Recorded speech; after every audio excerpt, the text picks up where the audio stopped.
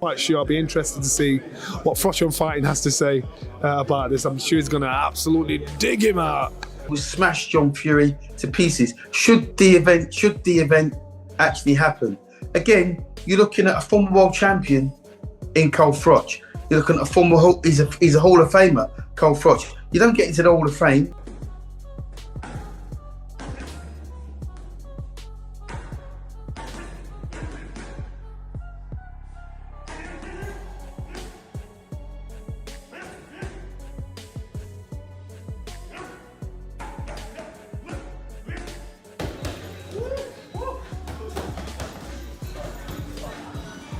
Last 20, last 20.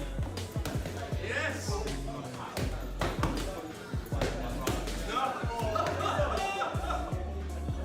10 to go, 10 to go. Sometimes I feel like, is Del Boy getting personal with the Cobra, or is he just tongue-in-cheek? And listen, I don't want to have a roll around with you. No. You said it before, but you said it in a nicer way. That's why I never came after you, do you understand? He's entertainment. Hang on a minute, let me stop you there. What the fuck was entertaining about him against fucking Mike Tyson? Champion. Hey! Let's go, champ! Let's go, champ! Let's go, champ! Here, man. Check The it. Cobra! Boxing pros shocked by the giant physique of Carl Froch and Warren John Fury. That is not a headline. That is a reality check. Carl Froch has walked back into the public eye looking like a man who never stopped training, and the entire boxing world has stopped dead in its tracks. This is not a retired fighter who has let himself go. This is something genuinely frightening, and John Fury needs to understand exactly what he has been calling out.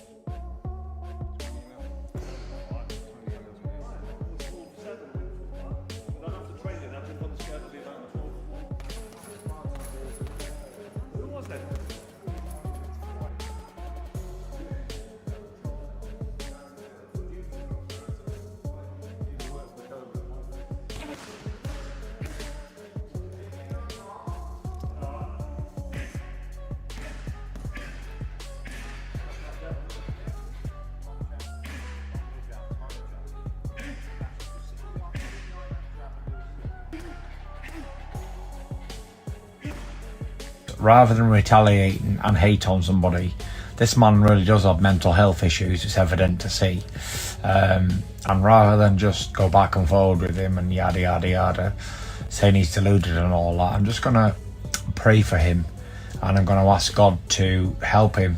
Last one now. You got this one. Straight up. So, nice, mate. Good set, good set. John Fury is rattled, and every word coming out of his mouth is proving it. He is calling Carl Froch a first-class something and threatening to kick people up the backside. But John Fury has not stood in front of a man who knocked George Groves unconscious at Wembley Stadium in front of 80,000 people. Carl Froch does not get under people's skin with words. He does it with his fists, and that is a completely different conversation that John Fury does not want to have. What about the good fights they've been involved in? You know, even him himself, he was involved in good fights. But what they do, they kick the credibility in the nutsack by coming out with all this crap. It's just what everybody else, it seemed. I wasn't there when it happened because we was inside doing whatever we was doing, other interviews, I think. And somebody showed it to me. I see John with his cut head. Look, that's not what we want. I don't want to see that happen. No one does. But I understand now both sides have made it up. They've apologised. So hopefully it's all in the past and we can concentrate what everybody's out here for, which is a... Adam Smith said it with total clarity. Carl Froch is a fighter to the absolute core, and Adam Smith himself would not fancy his chances against Froch under any circumstances, even now. Adam Smith is telling you something important here. Froch is built on a completely different foundation. He was shaped by world championship warfare, and that level of dangerous is not something that simply fades away with retirement. And everybody knows Froch is a tough guy. And if Froch turns up, even though he's an old man now, he's nearly as old as me. No, he's not. He's quite younger than me, actually, Carl Froch. I'm 63. Anyway, but, you know, listen, even Carl Froch, at the age that he is at, would still be enough for John Fury. Johnny Nelson spoke to Carl Froch directly, and what Carl told Johnny Nelson says everything. John Fury priced himself out of it. $2.5 million, $5 million, $10 million. Johnny Nelson knows both men personally, and even he can see what is happening here. John Fury is performing for the cameras, but every time the real offer gets close to the table, the number goes up, because the last thing John Fury actually wants is to stand in front of a man built the way Carl Froch is built right now. John talked himself into a situation where, what if Calais says, well, I'll give you X, Y, Z to fight Carl Froch. So I gather the last amount was 2.5 million. And I'm thinking, and Carl's like, and the thing is, I spoke to Carl last week at the Ricky thing, and he said, you know what, Johnny? He said, my man's priced himself out of it. You know, if we say, yeah, it'll be all right, give me 5 million. All right, give me 10 million. He's priced himself out of it. I like John. I get John. I like Carl. Carl's my boy. I respect him. It won't happen. It's just, I know it's bad, but it's fun watching these guys wind each other up. Carl Froch said he would not even want to punch John Fury in the face. And that composure right there is more frightening than any threat John Fury has screamed into a camera. Carl Froch is looking at this 60-year-old man and showing restraint not because he is afraid, but because he knows exactly what he is capable of doing. Carl Froch said there are levels to this game. He has been at the very top of those levels. John Fury has never been anywhere near them, and Carl Froch knows it better than anyone. Which is a fighter to the core, so is John Fury. Listen, it's fun, it's banter, it's entertainment. Carl said to me afterwards, hey, it's all good fun, isn't it? If they fought, who would win? I mean, I don't think I would go against Carl Froch ever anyway. Okay. in a normal fight. I mean, obviously it's a long time since he's retired, but Carl Froch is a very, very, very top fighter. That switch up there as well. And John Fury's a big guy, right? And he's unbelievable. Duke McKenzie said it without any hesitation whatsoever. Carl Froch is a bad man. He was a bad man during his fighting days, and Duke McKenzie believes that same spite and that same venom is still sitting inside him right now. Duke McKenzie reminded everyone what Froch did to George Groves at Wembley. He ironed him out cold in front of the whole world. Duke McKenzie's verdict is simple and brutal. Carl Froch at this age would still be more than enough to handle John Fury on any given night. He gets upset and starts getting silly and starts saying, listen, I'll fight you. Starts calling me out. So just so we're clear, I didn't call John Fury out. And I've got no intentions of fighting John Fury. But like he said, if it makes business sense, so if something stupid could happen, so for him, he wants to get paid. For me, I'd like to just set the record straight. John Fury says he will flatten Carl Froch, and he wants £2.5 million to do it. John Fury is talking about making history as the first 61-year-old to face a 3-time Hall of Famer. But let us be honest about what John Fury is actually saying here. He is asking to be paid to walk into the most dangerous situation of his entire life. Carl Froch has that giant physique everyone is talking about, and John Fury wants to get paid to stand in front of it. The contract is the excuse. The price is the escape route. Everyone watching this can see it clearly. I'm going to fight, because at the end of the day, that's what I do. And what I want to do, really, is make history. I'll be the first 61-year-old man in history to ever take on a 3-time Hall of Famer in Carl Froch. I can't wait. I can't wait. Liam Smith watched this whole situation and spotted it immediately. Liam Smith said Carl Froch called John Fury out on YouTube, and John Fury got uncomfortable. That is the moment the mask slipped. Liam Smith is a man who has been in brutal professional fights at the highest level, and even he can see the difference between a man who wants a fight and a man who wants the attention that comes with talking about one. John Fury got uncomfortable the moment Froch turned up looking like that physique. Liam Smith sees it. The whole boxing world sees it. Look, Daniel does do anything to drum something up. I think he does want the Froch fight. I think Froch just called him a little bit on YouTube, but I think Carl got uncomfortable. Darren's a fucking lunatic, so last thing he wants, Darren still jumping out the ring to you, fucking threatening to choke you and all that, you know what I mean? So it's the last thing I'd want anyway, so I think Carl just got off rather than have the aggro of, Darren sitting in front of him, screaming, shouting and spitting in his face. Darren Till said plainly that nobody actually wanted any part of this situation once things got real. Darren Till has been in high-pressure confrontations throughout his career, and even he can see through exactly what John Fury is doing. Darren Till is frustrated because the pattern is always the same. Push and push, and then the moment real consequences arrive, the retreat begins. John Fury thrives in the chaos, but Darren Till is asking the question everyone wants answered. Are we actually having it or not? What I've done, mate, it's like my last fight with Luke. It was all, you know, they do this, do that, and then when I go too far, it's like, oh mate, we can't do that. Well, I'm going, well, what do you want from me? Do you want, are we having it or not? John Fury admitted it himself with his own mouth. Carl Froch will land a big right hand and knock him stone cold out. John Fury said those exact words. He knows what that physique means. He knows what those hands are capable of doing. John Fury's plan is to take the punishment and keep chopping away as a big dude. But this is not a pub brawl. This is Carl Froch, a man who dismantled world champions in their absolute prime. Being a big dude has never once stopped Carl Froch from putting people to sleep, and John Fury knows that better than he wants to admit publicly. If we don't fight in the ring, when I see him, we're going to fight. Because I'll draw off and smash all his teeth out. I will. This is what we're living with. This is what we're living with. It's gone too far. Yeah. It's gone too far. Because he said to me, I'm going to come there Saturday night and batter you. I'll be waiting for you, I said, Mr. Froch. Leave it till Tommy's fight's out the way. And I was looking around. The minute Tommy's fight was announced, I was looking around for him. I thought, okay, let's have it on. Because I've been in that many fights in my life. I've been punched in the head 1,000 times in my life. You don't want to get nicked. It's not the right example we set. It's not the right example, but what, you can't look like a pussy, can you? I can't. 'Cause that's not what I am. No. Listen, Carl will land a big cobra right on me to knock me cold out. But I'll tell you what, you won't have to look for me to do it. You know, if I get tucked down, hands up, and getting close, keep chopping away. I'm a big dude. Duke McKenzie summed up John Fury in one sentence. He creates chaos wherever he goes, and the public loves it. Duke McKenzie is not wrong. John Fury is extremely good at generating noise and attention and controversy. But Duke McKenzie is also a man who understands the difference between creating a scene and surviving a genuine threat. Carl Froch walking around with that physique is not a scene. That is a trained and dangerous man, and Duke McKenzie knows exactly what happens when someone like that stops showing restraint. He knows how to shout houses down and make threats and swear and all the rest of it because he creates chaos wherever he goes. And for whatever the reason, the public... Dave Allen said it directly and without any softening whatsoever.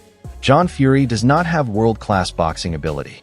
Dave Allen is a professional fighter who has stood in front of dangerous men, and he is telling you clearly that being a great athlete and being a world-class boxer are two completely separate things. Carl Froch spent his entire career becoming one of the most feared world-class fighters on the planet. Dave Allen's verdict on John Fury is as plain as it gets. The gap in real boxing quality here is enormous. That's boxing ability. I just don't think he does. I don't think he has the experience. I don't think he's had the time to become that. I think he's a great athlete. I think he's super fit. But he's not a world-class fighter, in my opinion. The Wade concept laid out the physical reality that no amount of John Fury bravado can change. The Wade concept believes John Fury gasses inside of 2 rounds and possibly inside of the very first round against Carl Froch. John Fury is 61 years old. Carl Froch has come back looking like a physical specimen that has shocked the entire boxing world. The Wade concept is pointing at the most uncomfortable truth in this whole debate. Confidence does not fill your lungs when a 3-time world champion is hunting you around a boxing ring. I love this, dude. I love that John is just so confident in himself. He would gas inside of 2 rounds. 2 rounds, but if he even made it 2 rounds with Carl Froch, he would gas probably in the first round. He's 60 years old. I'm not saying he couldn't hobble about for 4 rounds or something, but he would be gassed inside of 2. Because the way that John runs... Dominic Ingle gave the most straightforward prediction of the lot. Dominic Ingle said Carl Froch flattens him. Simple. Clean. No debate. Dominic Ingle works with professional fighters and understands what real boxing ability looks like up close. When a man with that background looks at this matchup and delivers a one-word verdict like flatten, it carries serious weight. Everyone can have their opinions, but Dominic Ingle's opinion comes from a place of genuine boxing knowledge, and it points in one direction only. And then there's Froch, who's been paid to fight. He's used to getting money for knocking guys out. I'm sure if they put enough knocks in front of Carl Froch, in front of Carl Froch, then he might rise to it. But he ain't going to rise to it if there's no money on the table, if there's no end goal. If you want to punch up, you can go out in the street and have that any day of the week. Carl Froch delivered the most important line of this entire situation. Sign the contract or shut your mouth.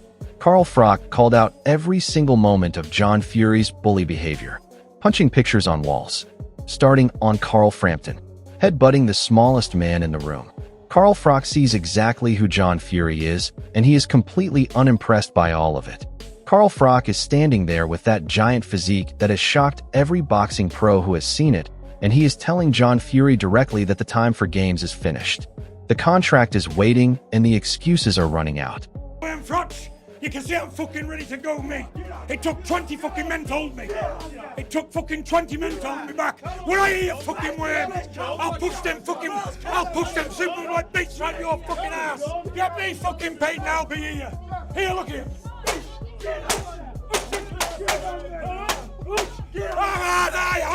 I don't give a fuck. Tony Bellew said if his own father behaved the way John Fury behaved at that press conference, he would tell him straight to his face that it is embarrassing. Tony Bellew is not a soft character. Tony Bellew has been in some of the most emotional and intense fights British boxing has seen in years. When a man with Tony Bellew's record and Tony Bellew's fire looks at John Fury and calls it a bad look for boxing, that is not a small comment. That is a serious indictment from a man who knows exactly what real pressure and real courage looks like inside this sport. If my father behaved like that at a press conference, I would put him straight and tell him it's embarrassing and it can't be happening, mate. It's a really bad look for boxing. I'm actually surprised it's been allowed to go on and happen in a place where they're at, to be honest. So here is where everything stands, and it could not be clearer. Carl Froch has come back with a physique that has genuinely shocked boxing professionals across the board. Duke McKenzie warned John Fury. Dave Allen exposed the gap in real boxing quality. Dominic Ingalls said flatten. Tony Bellew called it embarrassing. Liam Smith spotted the discomfort the moment Froch called John Fury out on YouTube. And Carl Froch himself is standing there with a body built for damage, telling John Fury to sign the contract or go silent. John Fury has been shouting and threatening and pricing himself out of deals for months, but the excuses are shrinking and the pressure is growing. The physique is ready. The danger is real, and the boxing world is watching every single move.